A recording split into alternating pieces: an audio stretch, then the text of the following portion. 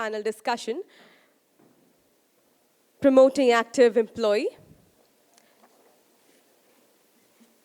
engagement and teamwork, fostering DE&I, and inspiring collaboration in the modern workplace for effective interaction. Ms. Vaishali Raj, Vice President of Human Resources, Godrej Infotech Limited. Ms.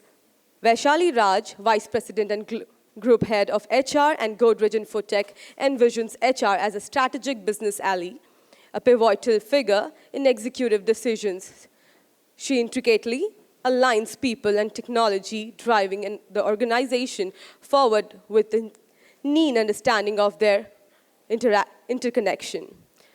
Panelists, our fellow panelists are Mr. Bejoy John, Global Group Head, Learning and Development, Malabar Group. Let's give it up for Mr. Bejoy John. Ms. Shraddha Pal, Head of Talent Management, Rustomjee. Mr. Rajinder Matharu, HR Head, DCM, Shriram Sugar. Ms. Sushma Bendore, Chief Learning Officer, Motilal Oswal Financial Services Limited.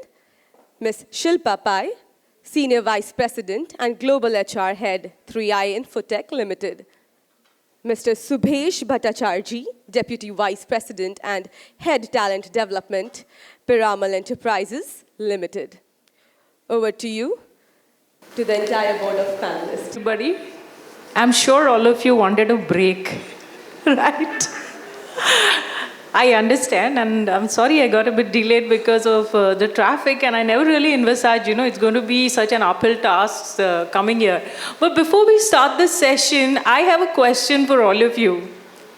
As HR professionals, do you feel that today we spend more time in talent engagement than we did earlier on? How many of you believe that? When we were in our normal workplace and everybody else around you was at their workplace. As compared to that, do you feel today we spend more time? How many of you believe that? I could just like to have a show of hands here. And you know what? People beside them, please give them a word of encouragement. Let me tell you, it's tough. So, the modern workplace, the definition is still evolving, I would say. On one hand, how many of you are back to work? Wow. HR people are always in the forefront. So, we have people who are back to work. We have people who are still, sitting on their favorite study table, by the window, working from home. We have people who are trying to balance both. We have people who are working in agile teams. We have people who are working from co-working spaces. And we have people who are still working remotely. From some remote location, maybe exotic also, place, and just looking at their screens and, laughing at those of us who are at our desks. I remember, some years ago, a bunch of students came to me and they asked me, what is it that, how come so many people in your organization have been working with the same organization for decades? But that was then. Now we have a substantial number of people who will join the workforce, who have already joined, and they will also join in 24 are people from Generation Z. And so we have a situation where we have employees who belong to Generation Z and the millennials who have now moved on to leadership positions, managerial positions, and then they have their own expectations in terms of culture, in terms of learning, in terms of work-life balance, and then the emphasis to diversity, inclusion, sustainability. And I just wonder how, the HR people, the HR teams here and outside, how do they cater to all these expectations? An engaged employee is someone who has the abilities and opportunities to move and yet continues to stay with the same organization. And addressing these unprecedented HR challenges, it's my privilege today to be seated and be sharing stage with this wonderful and expert panel, and I think they deserve a huge round of applause. So today we are going to learn from their insights, and we're going to ask them these questions. So maybe I'll start with the first question here. And this one is for Sushma, Bejoy, and Shraddha. In this current state of affairs, I would say, how do you go beyond, the traditional approach of looking at employee engagement, the strategies that you create to have employees engaged to the organization? Oh, yes. Hello? Can all of you hear me? Yeah, thanks. Thanks for this question. I think all of us have heard about GPTW. Yeah, Great Places to Work. What does that signify? I mean, what are the workplaces who are under GPTW? They're basically an amalgamation of a right culture and employee experience. So we talk about in the modern world, we are into AI, chatbots, digitization, but we are not into one single thing, which is connect with the employee. How many of us on the onboarding day meet every employee? Once you grow in the ladder, it is your team or your, down the line who go and meet. We just say, hi, hello, how are you, and then move on. But how many of us explain the compensation philosophy to people? You have made tax-friendly structures, you have made so many things for them, but you are not speaking to them. A lot of things are on the HRIS, you have to just mark it as a tick mark activity and then, show that I have done a compliance of a POSH policy or a, whistleblower policy. I mean, all of us can relate to it, right? So I think anything and everything for an employee is to connect with them directly. Speak to them, join them on the onboarding, have a culture wherein you directly connect with them, care for them. How many of us have Mediclaim programs which are customized and tailor-made? When do we also involve parent-in-laws in the policy? Do we have a policy for their disabled sibling? Do we have corporate buffers for them if they exhaust their... So all these questions we have to ask ourselves. There's no third party needed to audit our own company, okay? So we need to audit our own company. How we are unique in terms of our company arrangements is what I would say. So employee engagement is nothing but connecting with the person, caring for them, having an open culture, having everything in terms of clear parities, pay clarity, you have all your processes very clear, you have spokes defined, you have everything very clear in terms of, and you have to kill that anxiousness, which is always there in employees. Employees are very anxious that, you have just told us this, but what about this? There is no one to answer their questions, there's no one going down the line. You have to see it from the top to the bottom, everyone is connected. So I think engagement is all about, with the learning and development, with all the setups, connect and speaking to the employees matters is what I would say. Thank you. Thank you, Shraddha. Maybe Bejoy can take from here. Sure. Thank you so much for this opportunity. I was listening to some of the discussions that happened just a few minutes back. Priya did for Panasonic, and then Niharika was there, and then Vaishali also spoke something about generations and stuff as well. So from where I come from, having worked with most, process-oriented organizations and family-run businesses, one of the key things that I foresee, or for that matter, the gap or an area of opportunity that I see in most of the organizations is communication is the key. So it's not basically about what you communicate, but how you communicate that makes a difference. Just going back to what Vaishali just said, Matured organizations right now, which is probably having a workforce of probably 20,000 employees across, have at least 4 generations working in that company. And these 4 generations cannot be probably communicated in the same manner because the way of receptiveness from the person who's receiving it can be received in different ways.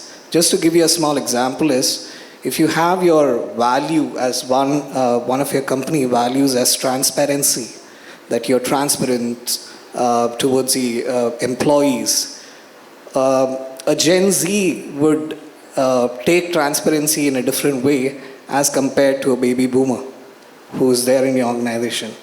So I guess more time has to be spent by our leaders, HR leaders, by our L&D professionals on how to communicate and not what to communicate. I guess that's very crucial in this era where we have probably startups might be having probably 2 generations, but we've got quite a lot of organizations across India which has a larger workforce, which at least has 3 or 4 generations working in that company, and to align everyone, bring them all together under one umbrella, thinking through one angle, and doing employee engagement. It's actually a big task. But then we need to think through it, how we can communicate in the best possible manner, and the person who receives it in the right way, what's required from the organization. And that's my submission to this question. Thank you so much. Thanks a lot. Sushma, would you like to add? Sure. I come from a 35-year-old legacy organization, Motilal Oswal. So engagement for us has different meanings. For quite a few years, it had very different meaning. I joined this organization around 2 years back, and every single festival, including the kite flying, is something that we have celebrated. And sometimes it makes me go into awe because for the longest time, there used to be a series called Tarak Mehta Ka Ulta Chashma, if you guys have watched it. There is something called Gokuldham Society. So I feel like I'm part of Gokuldham Society sometimes because everything is celebrated. But again, this engagement, this type of engagement also is important because not everybody would need the engagement at an intellectual level. For example, at a certain level and above, you would want job-related engagement. At a certain level, for example, at an executive level, senior executive, even AM manager level as well, if in some organizations, if let's say there are no activities carried out, no festivals that are celebrated, they might feel disconnected. They might look at other organizations and say, "Arey, hamare yahan pe to nahi hota hai. I'm so jealous of you. Your organization does that." So I feel that this kind of engagement is also important. Obviously, the gauging can be done through GPTW. You can do dipsticks and a lot more other things as well. And a lot of other activities that are also carried out to check what is the pulse of the organization. So the regional HRBPs, they also go and speak to the people. All of those things are important. But when it comes to a certain level and above, let's say at an AVP and above level, this kind of engagement might not hold that kind of meaning, right? So what is it that you can do to make them feel like coming to work and also contributing in the same way that they used to do around 4 years back? So the engagement has not only to be linked to the performance outcomes, I feel, but also to career pathing. Can we show them a career path in a way where I can say, all right, today you are at this skill set, these are the competencies that you are doing really well. And if you want to go over there, you need to be able to do all of these projects, including these skills that you need to acquire. If I am able to do that kind of direction, I think the engagement goes to a different level altogether. And hence, engagement, I feel that it has to be looked at from different lenses for the different set of people and keeping the cultural part also in mind. Example, anybody who completes 10 years in the organization, as I told you, traditional organization, so we give out gold coins. So anybody who has completed 10 years, they receive the gold coins, 10-gram gold coins, which is pretty cool, I feel, yeah. So But again, that is one form of engagement. But that gold coin itself is not sufficient. What people look out for is during Foundation Day, when they receive the gold coin from Motilal Oswal, sir, that's what is, the thing that they value the most. So I think different things basis the culture of the organization, the engagement strategy that we have to do, it has to differ as well. That's about the 2 bits from my side. Thank you so much. Oh, yes. Okay. Just adding to what Sushma mentioned, we have recently started one program in collaboration with Mentoria. Okay, so Mentoria is basically an organization who takes care of your kids' counseling and their career pathing. So I think that's one of the beautiful way of actually acknowledging all the parents in this kind of life. You do not get time to focus to your kids, and here is an organization who is taking care of your 13-year-old in terms of a psychometric assessment, taking it forward and taking it ahead up till the career pathing through the portals, telling them salaries. All these benefits are small in stature, but it has a big impact in the organization. So I think, just to add what Sushma said, this kind of engagements are also important apart from the connect which I mentioned before. Thank you. So thank you, wonderful inputs from the panel. And before we go ahead, I have another question. If I just want to add, while this question was not for me, the Motilal Oswal example actually triggered a thought here. So I used to work with a company called Pidilite Industries, the famous Fevicol brand, right? Now, that's again a very traditional organization with, of course, promoter-driven, hands of the promoters as blessings on everyone. They do a very unique activity, and I've never heard of this anywhere. They do something called Smriti Milan, which is for all retired employees who has retired from that organization. Once a year, they are all being invited in the head office, which is in Andheri, and subsequently half a day or whatever number of hours, they have some engagement activities, and they're also invited with their families at the cost of the company. And this is going on for years now. That's another level of engagement what I would say that organizations can think of. So thank you, Subesh. Very often HR people tend to mix welfare and engagement, and we need to understand that these are two different things. But my question to the audience now, and I'm going to keep asking you all, because sometimes, the collective knowledge is something that we panelists could learn from. So my question is, do you all feel that not enough engagement is done for HR people? I think we spend all our professional years doing engagement for others, right? Maybe we should have a poll, and I'll invite the organizers to do it for us.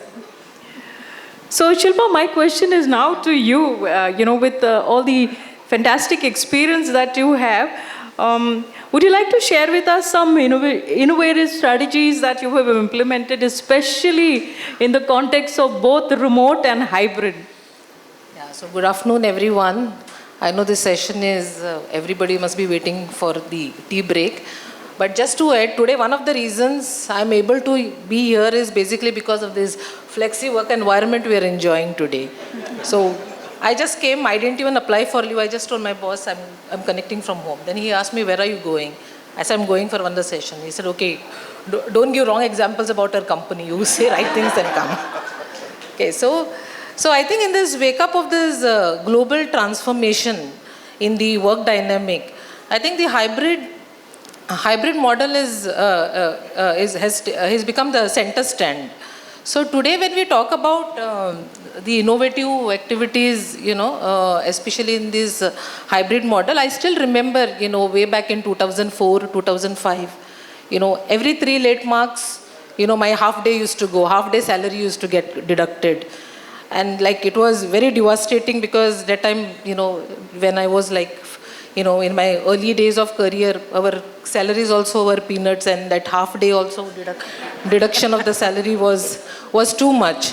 And then every time we used to see our watch, because our babies are at home crying and waiting to complete 10 to 6 hours, 9 to 6, our 9 hours time. So I think from there today where I see, I think there is a lot of evolution. if I talk about pre-pandemic, pandemic, and the post-pandemic. Pre-pandemic, everybody enjoyed going to office. During pandemic, suddenly there is a change. Everybody has to start working from home. And the post-pandemic, back to office. And then and then all the organizations started looking, at the productive metrics going up, going down, whether we should adopt the hybrid model or whether we should, like TCS. They said I don't know how many of them TCS here. Yeah, so they decided, that, okay, after pandemic, we'll have back to office. So everybody started talking about attrition, back to office, how would people work in IT organization back to office? And everybody made their own assumption. No, it's a TCS strategy. They want the attrition to happen because it's back to, but I think in this hybrid model, in fact, we as an Triya Infotech organization, we have really embraced this hybrid model. And it is just not about, looking at the essential of the work, but it's very important for us to look into the culture as well, look into the culture of the organization as well as, employees' well-being as well. So that is where, so what is very important, what we did was, we as an HR, we are not so digitally or technology savvy because, so when we got into this hybrid model, it was very, very important for everyone to become, empowered with the technology. So for the first time when we went, though being into a technology organization, there are sometimes people don't want to change, like admin, finance, So during this pandemic, we all learned how to become very digitally savvy, adopting the technology, going to Zoom, going to, Microsoft Teams, everybody on the Teams. For the first time when we went work from home, nobody used to come on the Teams, on the video call. Everybody used to be in their home gowns and, take the call. So I think these are the few things which gave us an idea that, okay, any team meetings, okay, everybody should virtually, be there on the video conferencing. Second thing, what we looked into our policies. So I think it was very important for us to make the changes in our policies. So, all of this cyber security, data protection. So we started educating all the people, on all of these policies. Secondly, communication played a very, very, very important role. So we came up with a very different platforms, So we ensured, in this hybrid model, we created a lot of co-spaces. So in the hybrid model, people, they can either work from home or they can, come physically to office. So we created a lot of, so we gave up few of our offices. So we saved some money on our operational cost and all, but same time we invested, money in the co-working spaces like we work. So people, wherever they are logging in, they can come to any of the co-working spaces and, they can log in. So we made it as a 3 days work from office and 2 days work from home, but it became ulta, 2 days work from office and 3 days work from home. But I think we were pretty okay because what we did is we actually focused on the productivity. So we created a platform, called Entomo, and where everyone's goals, KPIs, KRAs, everything, we made it so clear that the managers stopped worrying about, the KRAs and stopped worrying about the productivity. At the same time, I think people keep talking about the employee well-being, the mental health, the physical health. So that's where it also gave us an idea that, to remain more engaged with the employees, I think we need to come up with this platform. And I think this has really worked. I think every second day as an HR business, so I had a team of HR business partner every day connecting. So even the connecting with the HR, with the employees became much more easier in this hybrid model. Either we physically meet few of them or on, technology, we use technology in connecting. So same way on this employee well-being as well, when we use this platform, we were very surprised to see the number of the people who logged in for the counseling. Every second day people would, and we had a lot of suicide cases in our company also. So I think this platform also, suicide cases, heart attacks, so this platform has actually helped us. So we actually started measuring. So today we simply ask people, how do you feel? They just need to click on the smiley, whether they feel happy or whether they feel sad. So there is some sentiment. So we started focusing a lot on data analysis. So data became one of the prime factor for us.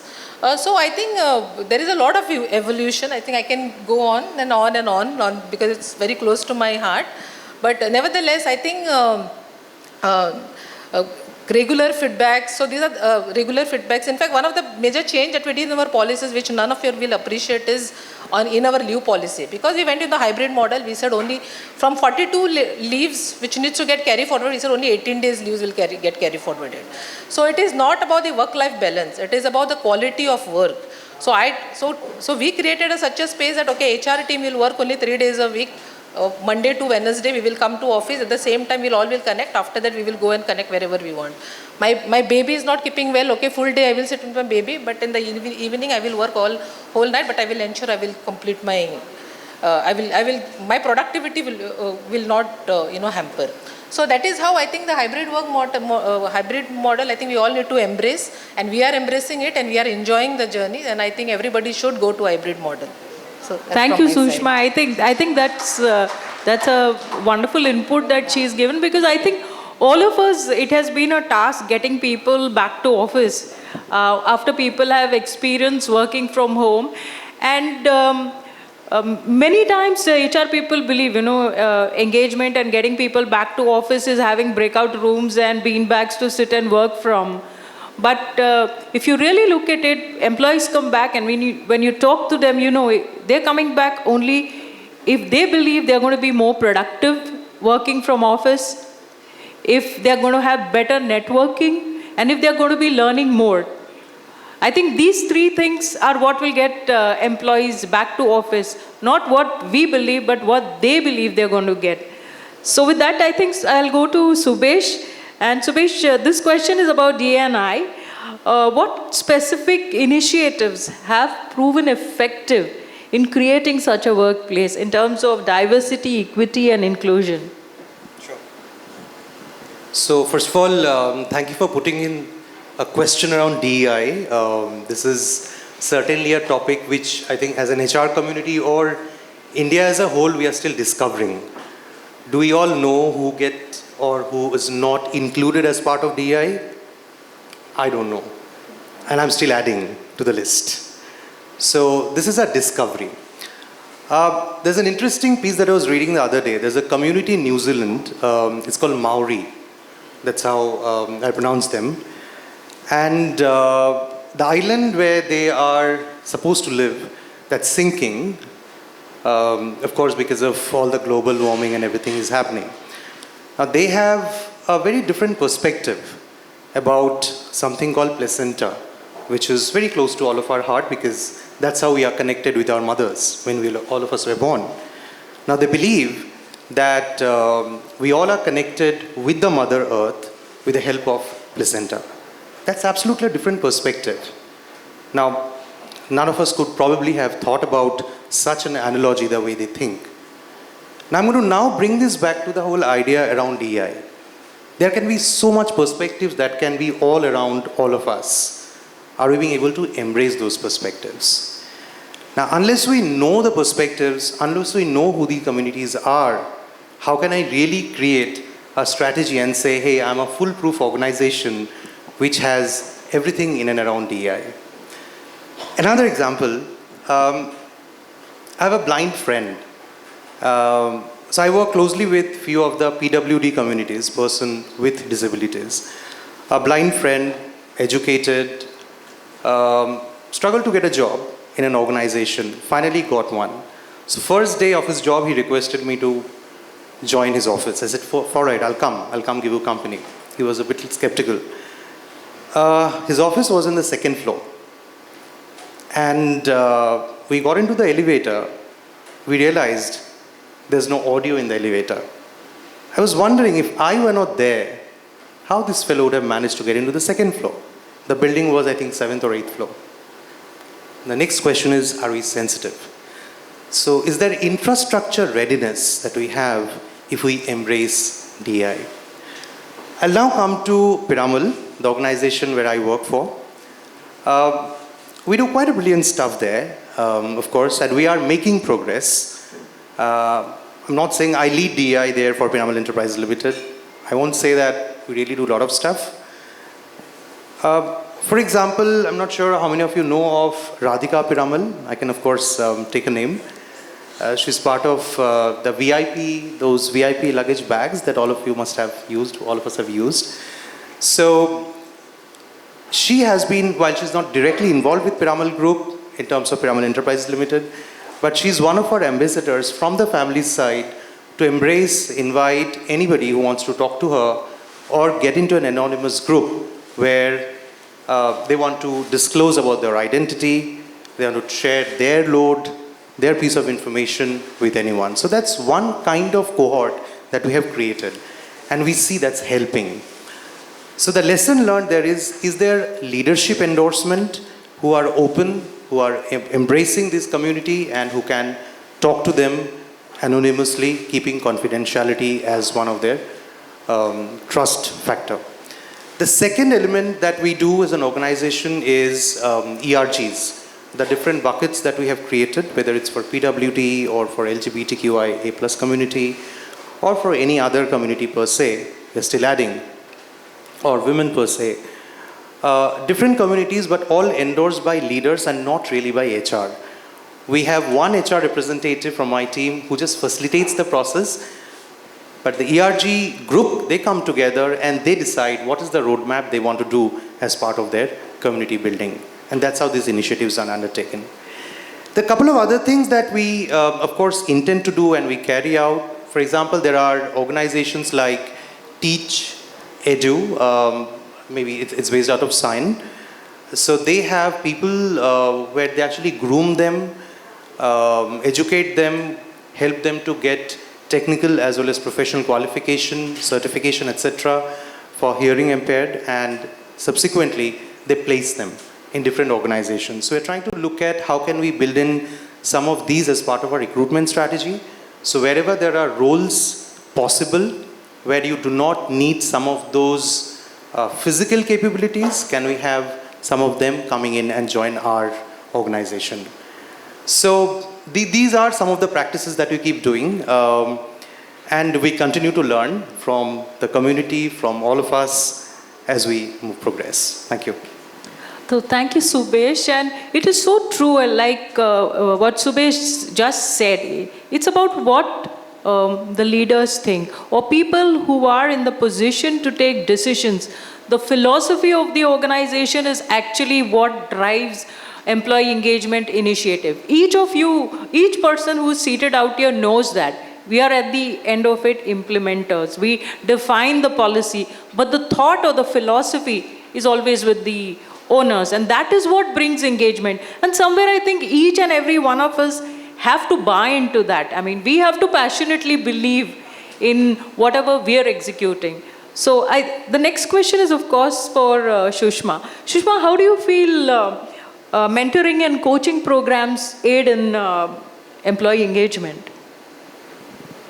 Mentoring and coaching, I feel, they're integral, obviously, since And also for learning and development in the same area. Sure.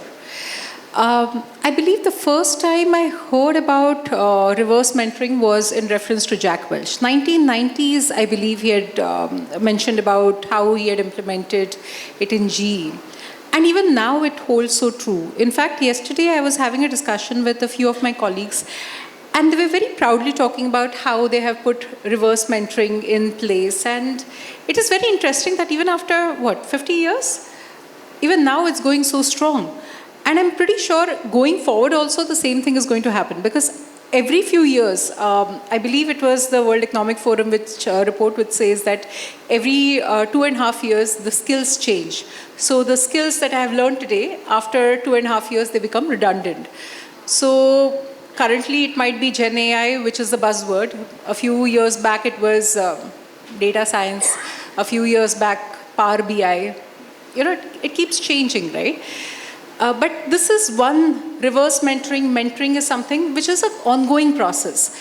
And as the generations keep changing as well, unless we adopt that methodology of reverse mentoring, it's not going to work out. The thing about coaching, in fact, I currently have 3 LDPs which are running right now, leadership development programs. One with Cornell, which if I have anybody from XCD over here, they're outside. So one is with them, another is with IMA and SPGen. And all of the leadership development programs, for every one of them, I have provided coaches. This is again a reflection, I know I'm saying it in open forum as well, but not everybody is ready for coaching. Some of them, they might be ready only for mentoring, because when they go into coaching, especially executive coaching, they are sometimes very surprised and they keep asking, "Ye coach humko kyun puchta hai? You give me the answer." The answer has to come from within, but you need that kind of experience and maturity to reach to that level of accepting the fact, saying that yes, answers lie within. So for those people, can we identify those people and assign mentors from within the organization? Because what they're looking for is ready-made answers. Probably after a few years, when they actually need coaching, when people say that it's very lonely at the top, that's the time when you actually need a sounding board who can actually help you evolve your thoughts. That's the time when you can't go back and talk about all of the stressful things that are happening at work. You can't burden your spouses back at home. So you need that sounding board, right? Who can actually help you carve out your thought process. That's when the coaching is needed. And hence, identifying the right mix of mentoring, regular mentoring, reverse mentoring, and coaching, I feel finding the sweet spot around it is what makes a lot of difference. And I think it's an evolving process. It never stops. Even this year's learning would be, next year there will be more learning, saying that, all right, I have done reverse mentoring now, but these people are beyond reverse mentoring, they just need regular coaching probably. Thank you, Sushma. And usually mentoring and coaching, we have a select target group. And it really is very, very important when you want to retain that critical talent. And I'm sure many of us here would have been either mentors or mentees. And you would know how important it is and how it would have helped you even, growing professionally. So moving on, I have a question again now for Shraddha and Bejoy. You've been quiet for too long. So my question is, of course, how can leadership inspire and empower employees to contribute actively to the company's vision and mission? Okay, so I've got there are two stories that's coming in my mind right now. So the first one is we are into Malabar Gold and Diamonds, as you all know. So we've got close to around about 300 plus stores spread across India and abroad. So this is a story of one of her stores that's based out of Southex North. The store is close to around about 15,000 square feet. It has close to around about 75 plus employees that's working in that store. So most of the times when we have these store openings, we bring in brand ambassadors so that we can get the crowd puller into those stores as well. So the planning goes on for months together. So the brand ambassador that we were thinking of bringing for the store was Gautam Gambhir from the cricket team. So the flyers and a lot of communication had gone through. But the problem over here was that we were not able to get through to him. And we have not got the contacts at all. We've been trying through various ways, politicians and industrialists and a lot of other people that we connected with, and we didn't get the date at all, or neither did we even get to connect with them in the first place. So there was 3 days prior to the inauguration, there was quite a lot of tense moment in the entire store. How do we get this happening? As we've got housekeeping staff, we've got security guards, and we were all discussing, the entire store management was there, even the MD was there, how do we make this happen? So somewhere down the line, one of the security guards just approached the showroom head and said that, can I just try? So the showroom head is looking at him and saying, okay, max to max, you'll not get through, that's about it. Why not? I mean, you can give it a try. The next day, he came with an appointment with Gautam Gambhir. And we were all so surprised. And the kind of connection that we had, we wouldn't have even thought about a person like this would actually get an appointment with Gautam Gambhir. And the inauguration happened.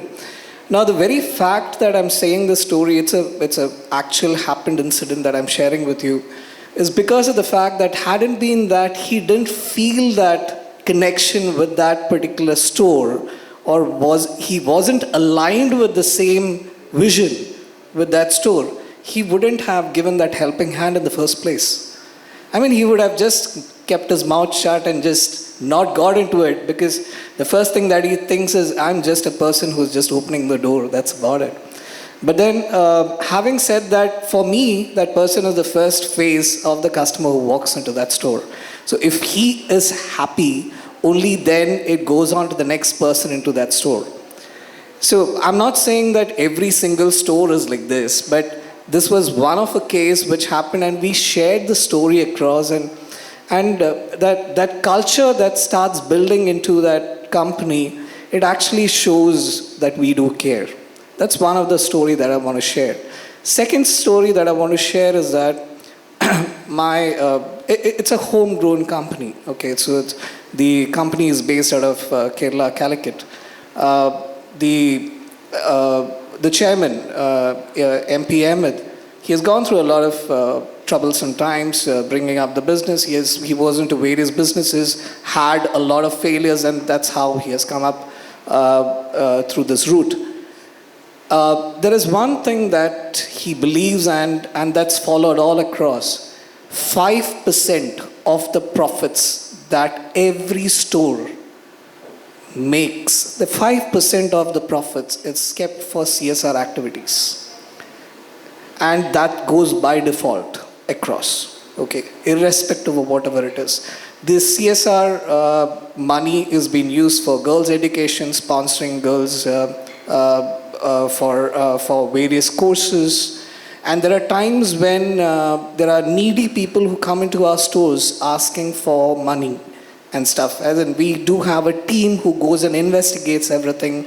Is everything okay, and can we release the money and all that? So there's a proper process that's laid up as well. To an extent where we wanted to extend this to even we want to trickle this down into the employees as well, because chairman is the one who's driving this CSR activity. So the HR came up with an initiative that we are going to give CSR leave to every employee. So we gave CSR leave to every employee, so where the employee can use that leave to go to an orphanage or go to some place where they can spend their time with the underprivileged. And they can probably send us some snaps and stuff as well. Along with that, there is something that we recently started just a year back, which is Hunger-Free World. As of now, we are giving close to around about 1 lakh meals every day to the hungry across Pan-India. So to an extent where there are companies, there are stores and employees who have taken this initiative during their birthdays. They get out from the store and say that I just need some time. So get out from the store and they go and buy meals for the hunger and they give it. This is not something that we have told them. They are doing it all by themselves. So had it been that those things were not trickled down to those employees, they wouldn't have done that.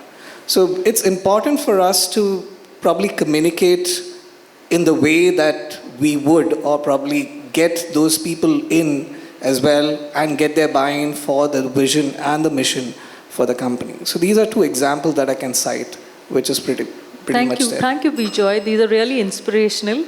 And Shraddha, if you would like to... Yeah, as a Rustomjee, as a brand, our logo is, it's thoughtful, it's Rustomjee, So everything we do in all our values, in terms of vision, mission, everything is thoughtful. No decision making without thoughts.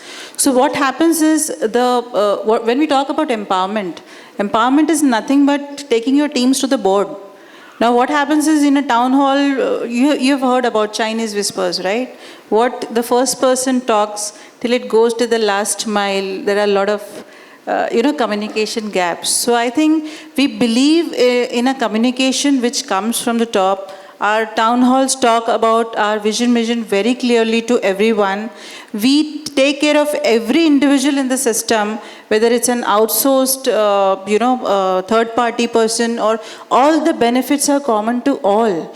Our ESOP programs also run from a watchman to the chairperson. So this is how, when you start involving everyone, people feel that they have to be connected, and they take things on their own and take empowerment in their hand, and they go ahead. So this is one example, is what I would say is good leaders do not build followers. Actually, good leaders build more good leaders. So that is what we believe in. And I have got 2 of my team members here from my organization.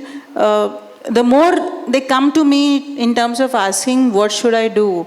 I tell them, you take a decision and I'll support you. If there is a mistake, we'll go ahead, we'll learn from it, but we should go ahead, So that's one thing I always feel as a leader, how bureaucratic we are in the system, how ready we are to let go the thing of authority in our designations and give people that freedom that you take decisions and we are here. That is what I think our organization speaks. We are very open, very transparent, and I think in terms of culture, it percolates from top down. So I think that is one of the, I couldn't give examples, I couldn't think of certain examples, but I think this can correlate in terms of empowerment and driving everyone towards the vision mission. Thank you so much. Thank you. So I have some more questions, but I'm just getting an indication that we are running short of time, and I'm sure the audience also has a lot of questions. So before we end, I'll wrap up by concluding on what each of the panel members have said. It's about transparency, it's about communicating, it is about caring. And one has to always remember that engagement and engagement activities are 2 different things. Employee engagement is very different from employee engagement activities. I come from an organization that is 126 years old. And I have lived my entire professional life with the same organization. No, I'm not 126. I know I don't look that. But yes, I did as a management trainee, and I take great pride in saying that I have worked, with an Indian organization. And I also feel very excited, and one of my 2 of my team members are here with me, but one of them is a 2nd generation Godrejite. And she needn't have to have joined my company because she's a university topper. So when I look at engagement and I look at my company, when the next generation or Generation Z joins us, I know we are an engaged organization. And that is what I would like to leave all of you with. Until there is that passion in the HR team, like I have said, and I truly believe, HR is the pulse meter. We are the ones who measure the heartbeat. And until we have that passion, each and every employee looks at us, how passionate we are about our organization. And it is that passion that engages them to the organization, that binds them. And we have to lead by example. Thank you so much. Thank you to the panel as well. Have a great evening ahead. Thank you so very much to the entire board of panelists and moderator. I would Priya Medivar, head of OD and Panasonic, to felicitate our board of panelists.